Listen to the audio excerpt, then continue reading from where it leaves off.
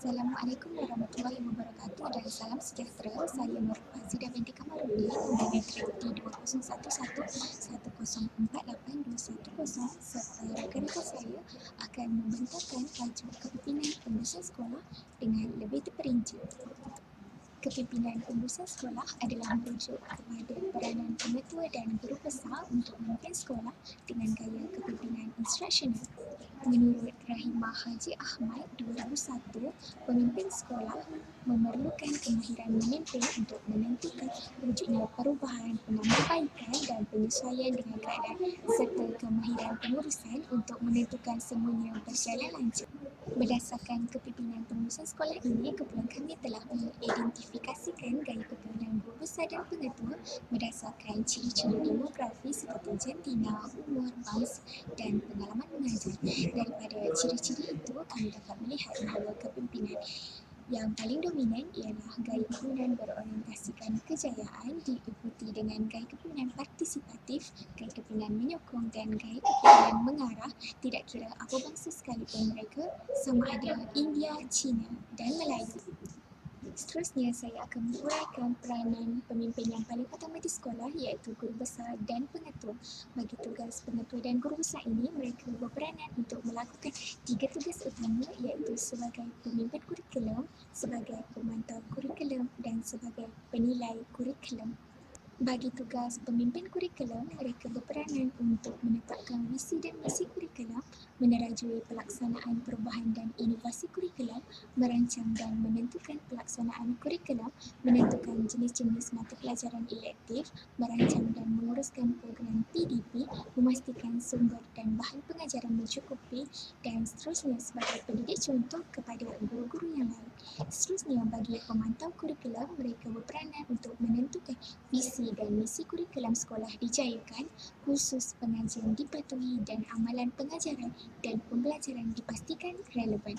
Bagi penilai kurikulum pula, mereka berperanan untuk mengubah suai program dan aktiviti kurikulum bagi mencapai visi dan misi, menilai keberkesanan amalan PDP, merancang, mentadbir dan melaksanakan ujian dan peperiksaan dan juga menilai pencapaian murid. Assalamualaikum dan salam sejahtera. Saya Nurul Syifa binti Mahdi, nombor matrik D20111048213 akan menghuraikan tajuk ini dengan lebih jelas lagi. Menurut Muhammad Saleh Lebar, sekolah yang berjaya dalam bidang akademik dan juga kurikulum adalah bergantung kepada tonggak kepimpinan dan kebolehan seseorang pemimpin pengajaran. Menurut Muhammad B. Yusuf pula, seorang penolong kanan yang bertanggungjawab sebagai pengagih tugas instruksi dan pembelajaran perlu lebih banyak menghabiskan masa mengelolakan aktiviti pembelajaran, menyelia dengan berkesan, bertindak sebagai pakar runding, penasihat dan koordinator bagi program pengajaran dan pembelajaran di sekolah. Seterusnya, saya akan huraikan bidang tugas pemimpin pengurusan sekolah yang berperanan untuk membantu pengetua dalam urusan kurikulum sekolah. Seperti yang kita sedia maklum, penolong kanan merupakan timbalan kepada pengetua atau guru besar. Mereka bertanggungjawab sebagai pemimpin kurikulum, pemantau kurikulum dan penilai kurikulum. Bagi tugas penolong kanan, mereka berperanan untuk membantu pengetua atau guru besar untuk tugas-tugas seperti urusan tenaga pengajar di mana mereka akan menentukan kesesuaian option, urusan jadual waktu seperti jadual waktu induk, jadual waktu kelas dan jadual waktu guru ganti.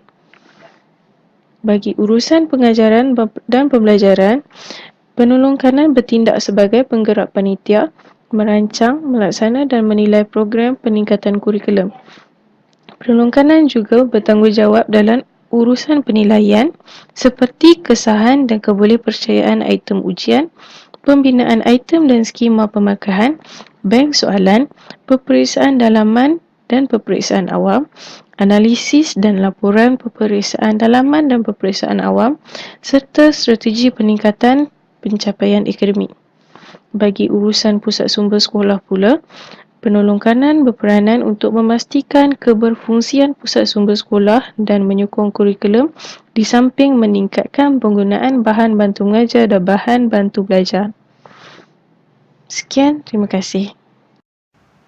Salam sejahtera, nama saya Chun Yudan, nombor matrik D20110488218. Dengan ni, hari ini saya akan menjelaskan lebih lanjut dengan tajuk kami. Menurut Ramiha Haji Ahmad 2000, peranan pemimpin sekolah yang terpenting ialah sebagai kor pemimpin pengajaran yang merupakan kor bisnes di sekolah dan perlu berjalan sebaik mungkin dan sentiasa bertambah baik. Manakala menurut Alimuddin Muhammad Dom tahun 1999, kepimpinan sekolah yang profesional merupakan faktor penting dalam mewujudkan sekolah yang berkesan. Menurut DUS 1987 pula, pemimpin pengajaran mesti boleh berfungsi predictably and appropriately mengikut situasi. Seterusnya, saya akan jelaskan lagi apakah peranan dan bidang tugas penolong kanan hal ehwal murid dan penolong kanan kurikulum. Dengan ini, saya akan jelaskan terlebih dahulu peranan dan bidang tugas penolong kanan hal ehwal murid. Peranan hal ehwal murid berperanan dalam bidang disiplin, bimbingan dan kaunseling, skim pinjaman buku teks, rancangan makanan tambahan, biasiswa, asrama, kebajikan, kepimpinan murid, keceriaan, kantin dan juga iklim budaya dalam sekolah. Seterusnya, penolong kanan kurikulum. Peranan dan bidang tugas penolong kanan kurikulum adalah menyokong pengurusan dan pelaksanaan kurikulum, ahli jawatan kuasa kurikulum, melaksanakan tugas pengajaran dan pembelajaran dalam bilik darjah, persatuan akademik dan kelab, persatuan beruniform dan akhir sekali adalah sukan. Sekian saja daripada saya.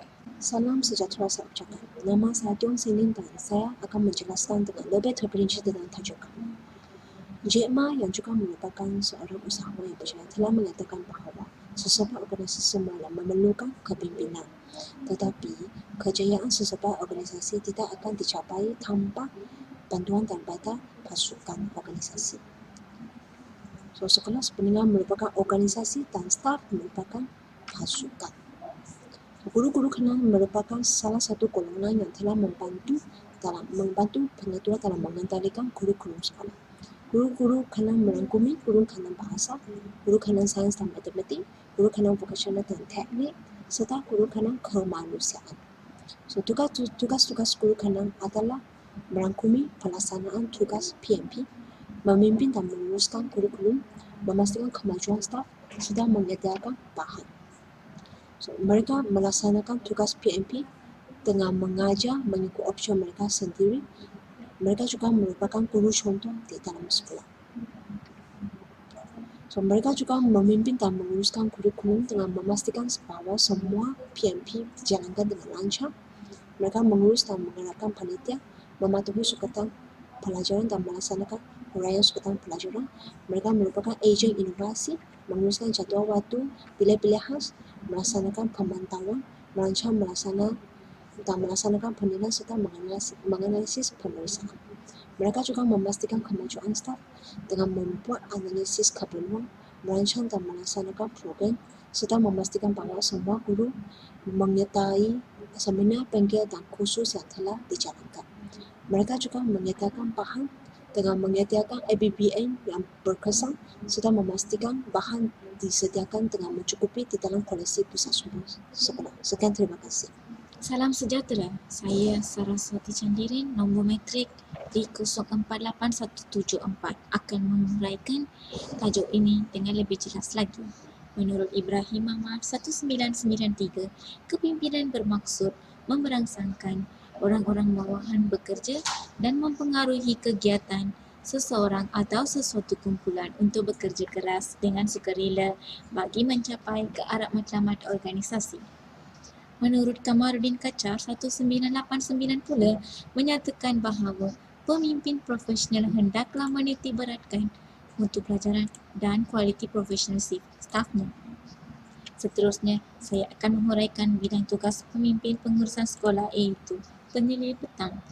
Mereka berperanan untuk membantu pengetua dalam urusan kurikulum sekolah. Pertamanya, peranan beliau sebagai pemimpin, pemantau dan penilaian kurikulum pada sesi petang.